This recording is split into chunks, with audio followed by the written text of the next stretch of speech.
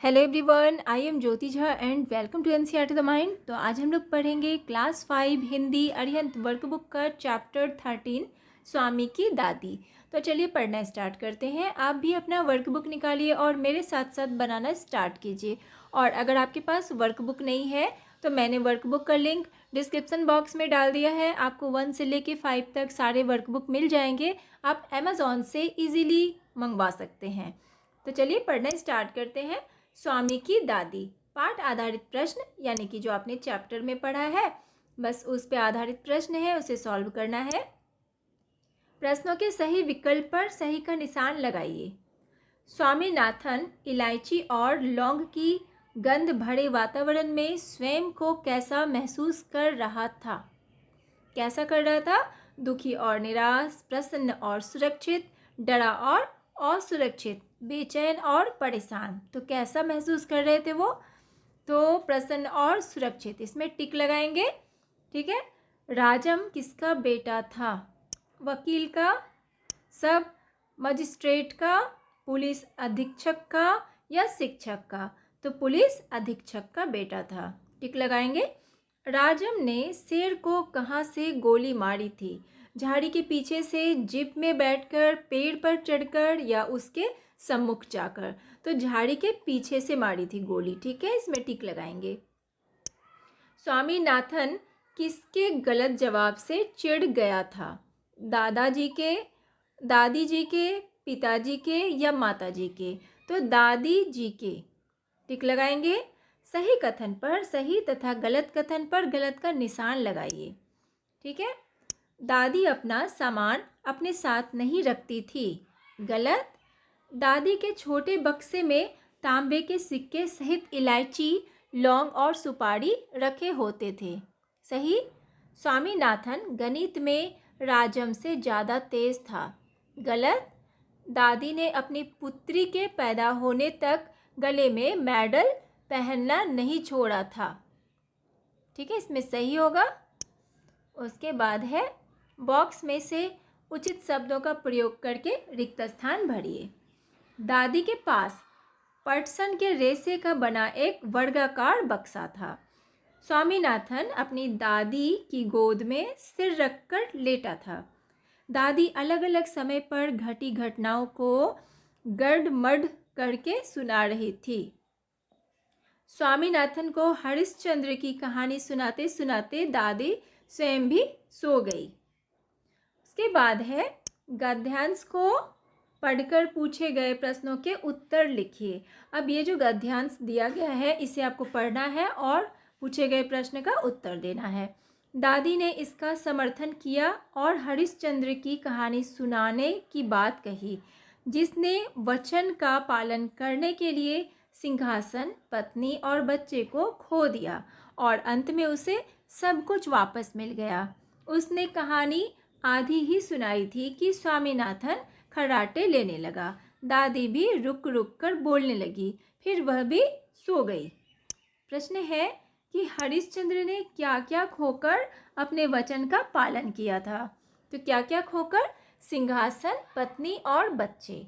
अंत में हरिश्चंद्र के त्याग का क्या परिणाम निकला? तो उन्हें सब कुछ वापस मिल गया। स्वामीनाथन हरिश्चंद्र की पूरी कहानी क्यों ना सुन सका? क्योंकि वो खर्राटे लेने लगे। ठीक है। उसके बाद है अति लघु उत्तरीय प्रश्न। स्वामीनाथन के दादाजी किस पद पर थे? सब मजिस्ट्रेट।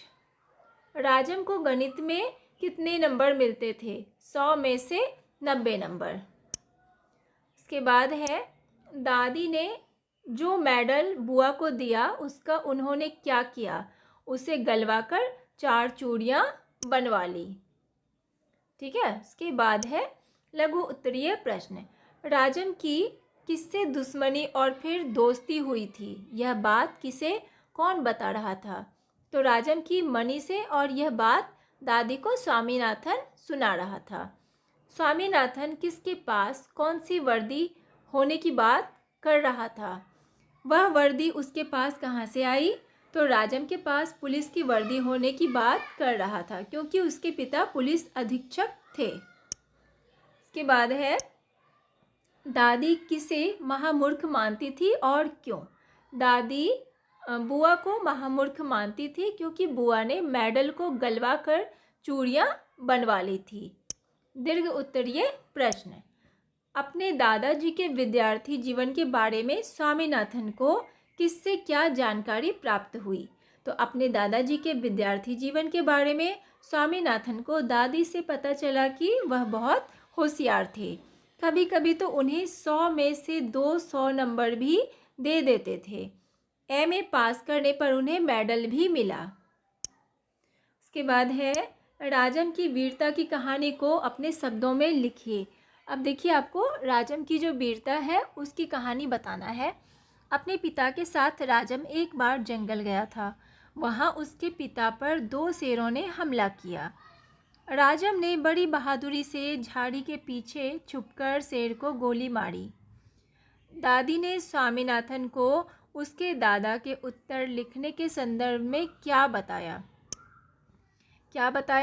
तो दादी ने बताया कि उसके दादाजी के उत्तर देखकर तो परीक्षक भी इतने चकित रह जाते थे कि उन्हें 100 में 200 अंक दे देते थे।